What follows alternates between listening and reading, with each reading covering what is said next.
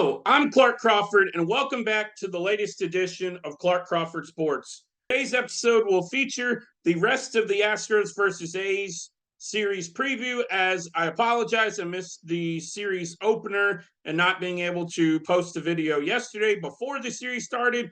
But nonetheless, I'll recap you on what happened last night and give you the best recap out there of the rest of the Astros versus A's series.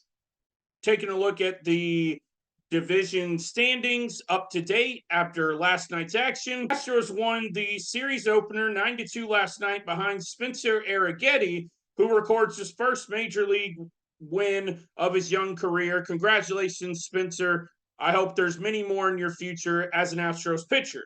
Now, the star of the night, though, to outshine Arrighetti was Alex Bregman. Recapping his performance last night, he goes 3 for 3, including two solo homers, which he also had a double knocking in 2 runs. So Alex Bregman's night, he went 3 for 3, 3 runs scored, 2 solo homers, and 4 total RBIs. Easily Bregman's best game of the season. The big question remains, was this a one-game wonder for Alex Bregman? Or on the other side of things, is this a season turnaround for Alex Bregman? We don't know. I tend to believe he's going to start turning things around because he is on a 5-game hitting streak. And I've been looking at the positive side of things for the Astros. And I keep saying in all my videos, if you missed some of the previous ones, go back and watch them. I've got plenty of videos from the season so far, and there will be plenty more to come. But I've been positive the whole time, saying there's a lot of season left. So I'm going with Alex Bregman starting to turn things around. You can let me know down below in the comments or on my social media, on my Twitter, at Clark Crawford Sports, or here on YouTube, if you think Alex Bregman's turning things around or this was a one-game wonder. McCormick began a rehab assignment on Sunday where he went 2 for 5 for the Sugarland Space Cowboys. He is expected to play tonight and also played multiple games for Corpus Christi in San Antonio. So maybe that means McCormick is back this weekend for the Astros in the series against the Brewers. But if not, if everything goes well, I would expect him back at the latest by Monday in the series against the Angels to wrap up the homestand, which ends on Wednesday. In other injury news, Jose Urquidy pitched 3 2/3 innings on Sunday in the rehab game for the Space Cowboys, which McCormick played in, allowing 3 runs. It's a good sign for Urquidy to get back out there. He didn't pitch well necessarily. You would probably think, oh, he probably should have done better in his minor league rehab, but looking at things, it's not about how many runs you give up in minor league rehab starts, as Justin Verlander got shelled in a rehab start in Corpus Christi. I mean, he got straight up shelled. He gave up 6 runs, but Verlander's come back and pitched pretty well since then in the major leagues. So it's not all about how you pitch in the rehab start. It's a matter of how you feel after rehab outings or rehab games for position players. And it's also about building up the arm strength and how many pitchers the pitchers are throwing. So my best guess is Jose Urquidy probably has 2, maybe 3 more rehab starts left to go before he rejoins the Astros. He needs to build his pitch count up to at least 75 to 80, if not 85 pitches, as he has not yet pitched in a major league game this season. He got hurt in spring training.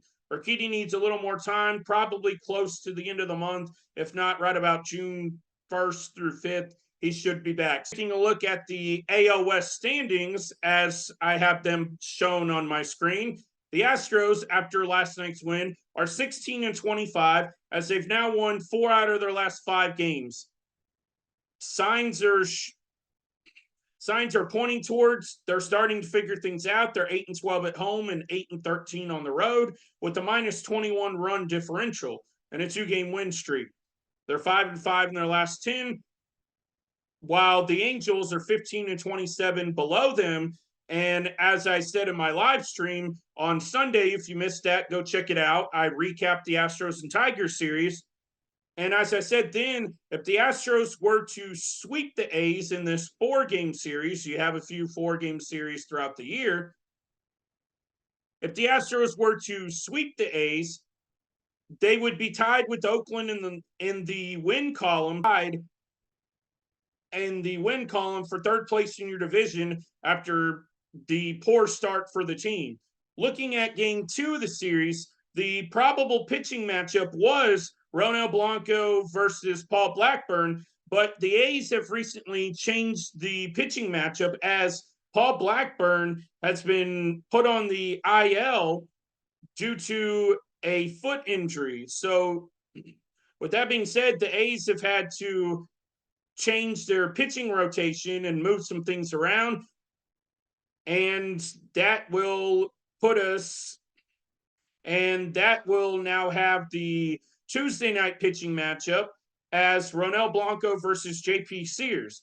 JP Sears is 3-2 with the 4.20 ERA on the year and 45 innings pitched, while Ronel Blanco, as I've said numerous times now, not in this video but in other videos, Ronel Blanco's been the Astros' best starter so far this year. He's 4-0 with the 2.23 ERA and 44 1/3 innings pitched with 41 strikeouts. Tuesday's probable pitching matchup features A's right-handed pitcher Aaron Brooks.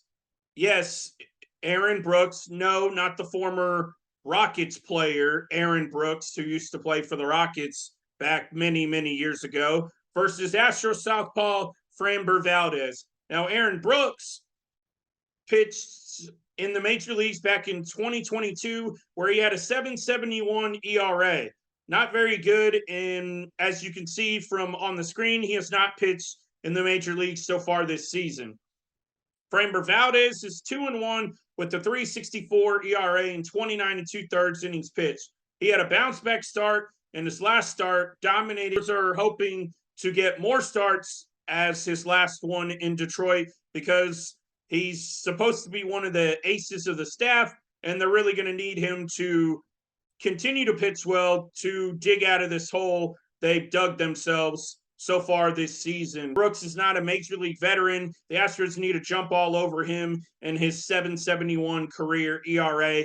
I expect Houston to win Wednesday's game. I'm not guaranteeing they're going to win it, but it's one of those you've got to have on the season because you don't have much wiggle room for too many more losses. Obviously, they're going to lose games, some games the rest of the season, but it's one of those you've got to have. You need to beat up on this right-handed pitcher. Brings us to Thursday in the series finale. The A's are sending out right-handed pitcher Joey Estes, who's 1-0 with the 1.80 ERA in his only start of the season so far. He went 5 innings and gave up 2 hits, giving up 1 run so far on the young season.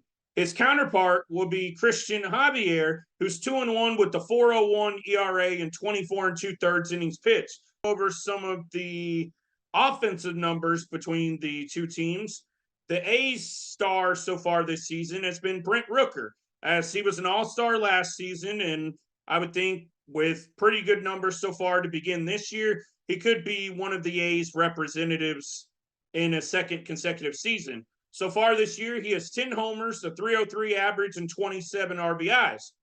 Former Astros legend Abraham Toro leads the A's in batting average with a 291 average and a 346 on base percentage. Abraham Toro's killing it so far this year, and as Justin Verlander would say, where the you-know-what is Toro? Well, he's on the A's now and performing pretty well so far this year after he did not have a very good time with Seattle in recent years. After being traded there in the Rafael Montero deal, the Astros side of things, Kyle Tucker leads the team with 13 homers. He's hitting .277, and he has 29 RBIs, which he picked up his 29th RBI last night with a double. Pena recently took over as the team leader in batting average at .338, along with he has a .381 on base percentage. Those are just a few of the offensive numbers so far. Need guys like Bregman, his performance last night, to start stepping up even more, along with Yordan Alvarez, who since Mexico has only hit one home run, and it's not all about hitting homers, but Yordan, he hasn't been very good lately. The Astros really need Alvarez and Bregman to start producing to where they need them to perform, because if they do and those bats get hot, watch out for this Astros team. They're still a huge mountain to climb, but if there's any team capable of getting out of this hole that they're in, it's this Astros team to potentially sneaking up on the A's, the Mariners, and the Rangers and stealing away the division later on this year. Blackburn has been the A's best starter so far this year. He has a 4.11 ERA with 3 wins and 36 strikeouts to lead their team in several of those categories. Now, where the A's excel is their closer and back into the bullpen role. Mason Miller has been incredible for them. So, for the Astros' sake, you need to jump on the A's early, because if you get to Mason Miller, who throws over 100 miles an hour, well, the Astros may or may not be able to get to him, and the A's could steal tonight's game and maybe a few other games in this series. So jump on the starter in the middle relief for the A's, because their closer is filthy. The other side of things, Ronel Blanco continues to lead them in many pitching categories, a 2.23 ERA, 4 wins, and 41 strikeouts. A few other pitchers are starting to pitch better, but as of right now, Ronel Blanco is still leading the pack in many pitching categories. Last thing I want to get to in this video, the remainder of the Astros versus A's series preview, is the Astros lineup so far for tonight's game. Is the Astros lineup for game 2 of the series. Jose Altuve leading off at second base, Kyle Tucker in right field in the 2-hole. He's been excellent since being inserted into the 2-hole, hitting home runs left and right. We're hoping Kyle Tucker can continue to do that, because he's been the biggest sign of life recently in the offense, producing a ton of RBIs. Yordan Alvarez in the 3-hole DHing tonight. Alvarez needs to wake up with his bat, as he hasn't had many RBIs lately, and his 264 average is a lot lower than honestly it should be. Alvarez should be right around a 300 hitter, and 8 homers is a little bit low for him as well. I want to see the pop back in Yordan Alvarez's bat. Pena hitting 4th at shortstop. He's been incredible in the 4-hole so far. As you can see, he's the team leader in batting average at 338, as I mentioned. He also leads the team in hits with 53, one more than Jose Altuve. So that's another thing for Alex Bregman.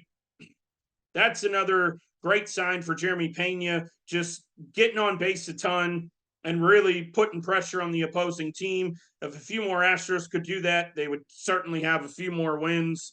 And, well, Jeremy Pena is having a great year so far, and it's been incredible what he's been able to do with that new swing. Moving up in the order to 5th tonight from 6th last night is Alex Bregman. His 2-homer game last night got him a little promotion in the lineup, and hopefully that's going to wake him up. He's 32 for 147 so far in the year, but if you notice, his batting average is up to 218. About a week and a half, 2 weeks ago, his average had slumped all the way down to about 189, 188 range. 218 is a big jump for him so far. Let's see if he can continue it into tonight's game and the rest of the month. Yainer Diaz hits 6th as the catcher tonight, hitting 270. I would like to see Diaz's power come back, as his bat's been pretty quiet, other than maybe a double here and there and a couple of singles since the first 3 weeks of the year. John Singleton getting, I believe, his 15th consecutive start at first base. He's hitting 224, but a little bit of power is keeping him in the lineup. Singleton hasn't been great, but he's at least been better than Jose Abreu, so Singleton gets another start at first base. Jake Myers starting in center tonight, batting 8th, and Mauricio Dubon is your left fielder, batting 9th. He's hitting 303 on the year. He's still been your best hitter with runners in scoring position. It's nice to have Dubon in the 9-hole of the lineup, because he's been doing a nice job of turning the lineup over in that 8, 7, 8, 9 roughly spots in the lineup, helping get more at bats for Jose Altuve and Kyle Tucker, who for the most part have been producing themselves as well. Giving you the Astros versus A's remainder of the series preview, just recapping a few things, giving you some injury notes. That's going to do it for me here at Clark Crawford Sports. Signing off from this edition. If you missed my live stream from Sunday, check it out. For Sports, finishing my latest edition. If you want more from Clark Crawford Sports, check out my channel. Hit me up here on YouTube or at Clark Crawford Sports on Twitter. And I'll see all of you in my next video on Friday, where I'll be previewing the Astros versus Brewers series. But until then, I'm signing off, and but until then, see you all in my next video on Friday, and thank you all for watching.